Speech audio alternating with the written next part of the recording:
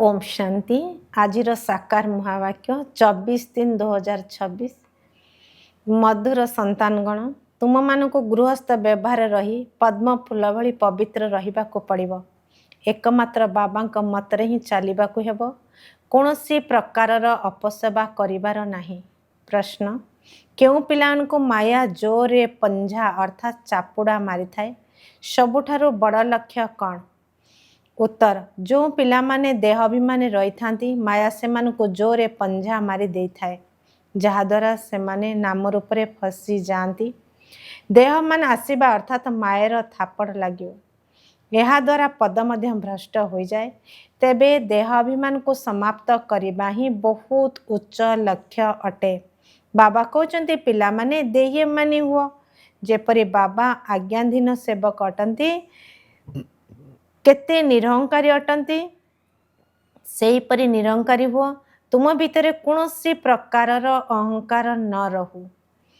गीत ना वो हमसे जुदा होंगे।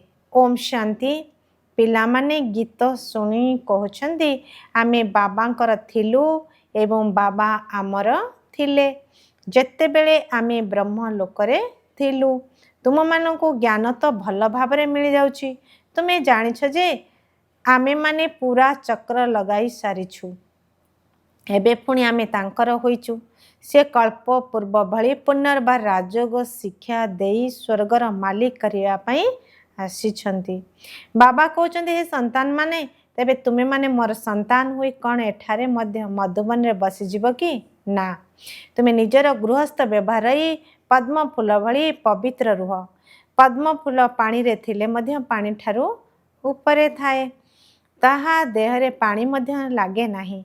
बाबा कहते तुम मानकु तो निज घरे ही रहिबाकू हेब, किंतु केवल पवित्र रहिबाकू हेब। एहा द्वारा यह तुमर बहु जन्मर अंतिम जन्म। जेबे कि मनुष्य मात्रे अछंती, जी भी मनुष्य मात्र अछंती, समस्त को पवित्र करिया पई मु आसीछि।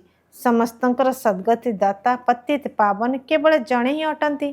तांको बिना पवित्र तो केही करी पारिबे नाही। तुमे माने जानिछ अधा कल्परू आमे सीढ़ी रे तलकू खसी खसी आसचु। एबे तुम मानकु 84 जन्म पूरा करबाकू हेबो एवं 84 जन्मर चक्र को शेष करी जेते बेले पुनर्बार जीर्ण अवस्था को प्राप्त करि जाउछ, सेते बेले मते आसीबाकू पड़ी थाए। मझिरे तो केही पतितरु पावन करि परिबे नाही। केही ना बाबा को ना तांकर रचना को जानिछंती। ड्रामा अनुसार समस्त को कली जुगरे पतित तम प्रधान हेबाकू ही पड़िबो। शेषरे बाबा से समस्त को पवित्र करी शांति धाम को नहीं जाई थांती एवं तुमे माने बाबा ठारू सुख धामर वर्षा प्राप्त करिथाओ। सत्य जुगरे कौनसी दुख न थाए। एबे तुमे माने बंची थाउ थाउ बाबांकर हो जाइछ। बाबा कहते तुमको गृहस्थ व्यवहार रहिबाकू हेब। बाबा कौन केबे काहाको घर द्वार छाड़ी देबाकू कहिबे कि ना? तुमे ईश्वरीय सेवा करिबा पई आपे आपे घर छाड़ीछ। अनेक पिला अछंती जो माने घर गृहस्थ रही मध्य ईश्वरीय सेवा करूछंती। कहा को भी घर गृहस्थ छड़ाई दिया जाए नहीं। बाबा कहते कि घर छड़ाई न थांती। बाबा कहा को भी घर छड़ाई न थांती। तुमे माने आपे आपे सेवा करिया पई बाहरी आसछ। बाबा कहा को छड़ाई नांती। तुमर लौकिक पिता विवाह करिबा पई कहउचंती, किंतु तुमे करूना, कारण तुमे जानिछ जे वर्तमान यह मृत्यु लोकर शेष समय। जदि विवाह करिबो तेबे आमे पवित्र किपरि हबु? ता अपेक्षा आमे भारत को स्वर्ग रे परिणत करिबार सेवारे काहेकि लागी न जीवु?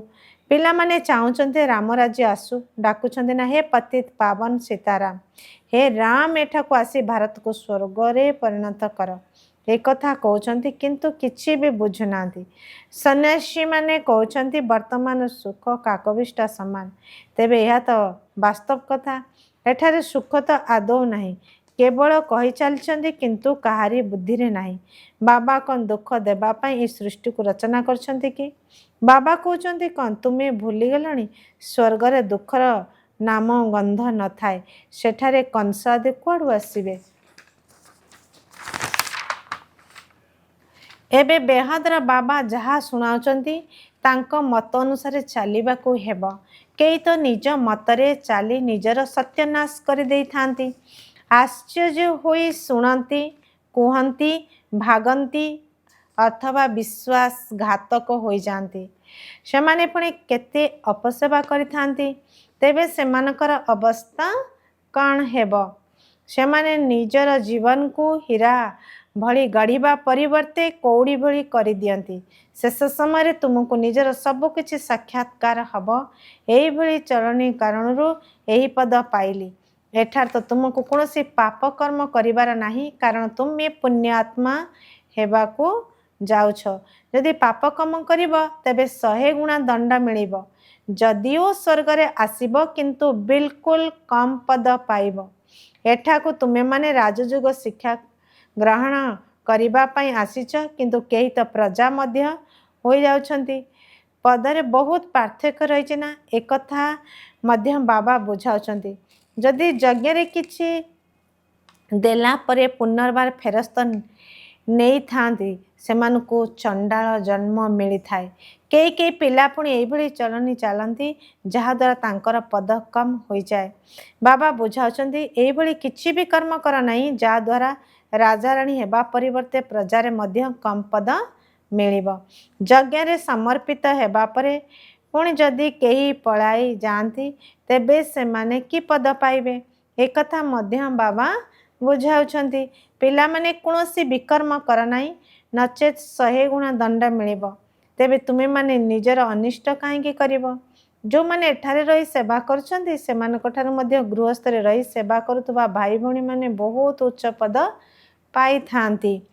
एमिति भी बहुत गरीब मध्य अछंती। 8 अणा बा गोटिए टंका पठाई दउछंती, आउ कि 1000 टंका देले मध्य गरीबर उच्च पद हो जाउछि, कारण सेमाने पाप कर्म करि न थांती। पाप कर्म करिबा द्वारा 100 गुणा दंड जमा हो जिवो।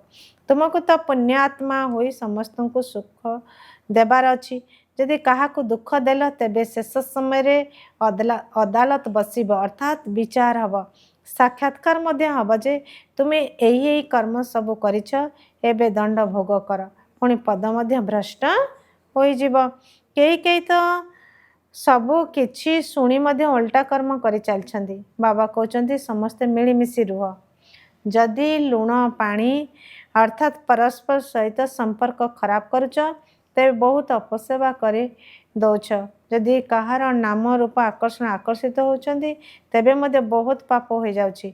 माया जेपरि गोटिए मूषा जे कि फुंकी दे कामुड़ी दिए, जहा द्वारा रक्त बाहरी थाए किंतु किछि जणा पड़े नाही, सेही परी माया मध्य ब्लड बाहर कर दउछि, अर्थात एभली पाप कर्म कराई दउछि जहा कि जणा पड़ू नाही। 5 विकार एकदम मुह को बोलाई दउछि। बाबा सतर्क तो कराइबे ना, एही भली नुहे अदालत रे कहिबे जे हमको कौन कही सावधान करथिले, तुमे माने जानिछ हमको ईश्वर पाठ पढ़ाउछंती। सीए निजे केते निरहंकारी कहउछंती मु तुमर आज्ञाकारी सेवक। केते केते पिलामानक भितरे केते अहंकार रही थाए।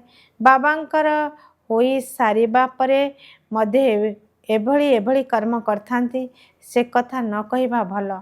ता अपेक्षा तो जो माने बाहरे गृहस्थ व्यवहार रहउछंती से माने पुरुषार्थ करे बहुत आगको बढ़ी जाउछंती। देह मान आसीबा मात्रे माया जोरे पंजा मारी देई थाए। एई देह मान को दूर करिबा ही तुमर बड़ लक्ष्य अटे। देह मान आसिला अर्थात मायर थप्पड़ लागिला, तेबे आमे देह अभिमान रे काहेकि आसीबा, जहाद्वारा पदभ्रष्ट हो जिवो। एई भली न हो सेठारे जाई झाड़ू लगाइବାକୁ पड़िबो। एबे जदि बाबा को केही पचारिबे तेबे बाबा मध्य कहि परिबे, निजे मध्य बुझी परिबे जे मु केते सेवा करूछि, मु केते जणको सुख देइछि। बाबा मम्मा तो समस्त को सुख देउछंती, तेबे समस्ते केते खुशी होउछंती। बाबा बम्बे रे केते ज्ञानर नृत्य करुथले, कारण चातक अर्थात ज्ञान शुणिबाकू आग्रही बहुत थिले ना। बाबा कहउछंती जे जो माने बहुत चात्रक सेमानक सम्मुखरे ज्ञान नृत्य करिबा द्वारा बहुत भल भल पॉइंट्स बाहरी थाए, जहाको चातक आत्मा माने ग्रहण करथांती।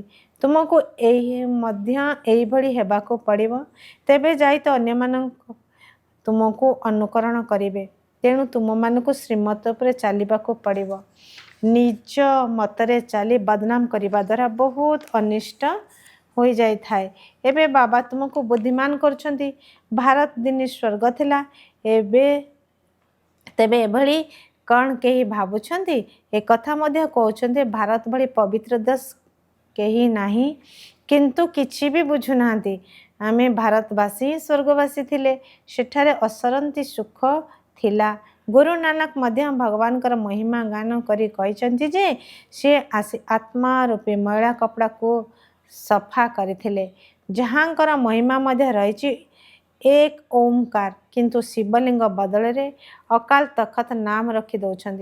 एबे बाबा तुमको सारा सृष्टिर रहस्य बुझाउछंदी। पिला माने गोटे हेले पाप कर नाही नचे 100 गुणा दंड होइजिब। मोर निंदा कराइले तुमर पदभ्रष्ट होइजिब। तेणु बहुत सावधानता पूर्वक चलवाक हेबो। निजर जीवन को हीरा तुल्य कर नचेत बहुत पश्चाताप करने को पड़ो। जदि किसी उल्टा कर्म करिथिबो तेबे ताहा भितरे भितरे मन को घारिब कौन कल्प कल्प मु पुणी एभली कर्म करी जहा द्वारा नीच पद पाइबी।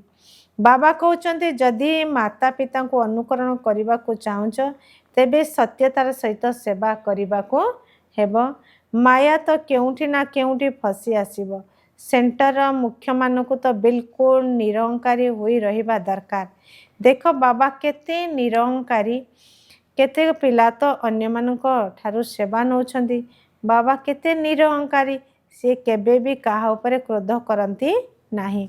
जदि कोनोसी पिला जदि अवज्ञाकारी होइथाए तेबे बाबा तो बुझाइबे ना तुम्हें कौन करुछ से कथा बाबा जानिछंदी। सबु पिला तो एका भली सुपुत्र होई न थांती कुपुत्र मध्य थांती। बाबा जणाई दउछंती जे संतान तो अनेक अछंती तो एमाने बुद्धि होई हजार हजार संख्यार होई जिबे। तेबे बाबा पिला मान को सतर्क कराई जाउछंती जे कोनोसी भूल कर्म कर नाही। तुमे माने एठा को पतितरु पावन हेबा पई आसीच कोनोसी पतित कर्म कर नाही। ना नाम रूपरे आकर्षित हेबार अछि ना देह मान आसीबार अछि। देही अभिमान हुई बाबा को स्मरण करि चल श्रीमत रे सर्वदा चालू था।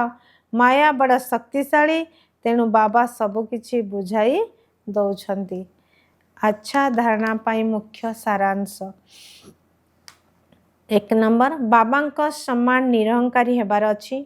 कहा ठारू सेवा नेबार नाही एवं कहा को दुख देबार नाही। एई भली कोनोसी पाप कर्म मध्य न हो जहार दंड भोग करने को पड़िबो। तेणु परस्पर मध्य क्षीरखंड होई रहिबाको हेबो। 2 नंबर एकमात्र बाबा श्रीमत रे चलिबाको हेबो निज मतरे नुह। वरदान गोटे सेकेंड भितरे देह रूपक वस्त्र ठारू अलगा हुई कर्म भोग उपरे विजय प्राप्त करुथुबा सर्वशक्ति संपन्न भव। जेतेबेले कर्म भोग जोरे आसी थाए कर्म इंद्रिय गुड़िक कर्म भोगर बसीभूत हुई निज आड़ को आकर्षित करिथांती। अर्थात जो समय बहु जंत्रणा होता है तो यही बड़ी समय कर्म भोग को कर्म जोगरे परिवर्तन करुथुबा साक्षी हुई कर्म इंद्रिय मानक द्वारा भोग कराइला वाला आत्मा माने ही सर्वशक्ति संपन्न अष्टरत्न विजयी बोलाई थांती।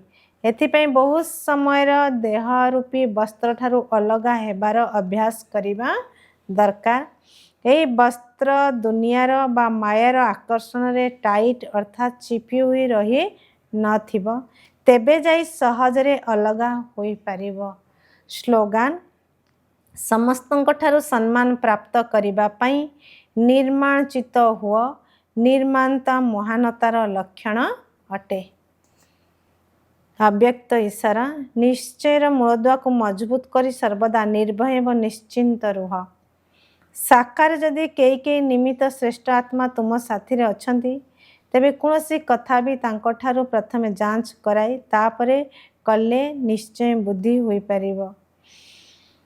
तो निर्भयता एवं निश्चय दुईटी जाक गुण को सामनारे रखी करिवो। निर्भयता एवं निश्चय दुईटी जाक गुण को सामनारे रखी करिवो। तेबे जोंठी सर्वदा निश्चय एवं निर्भयता रहिथिबो सेठारे सर्वदा श्रेष्ठ संकल्पर विजय सुनिश्चित अटे।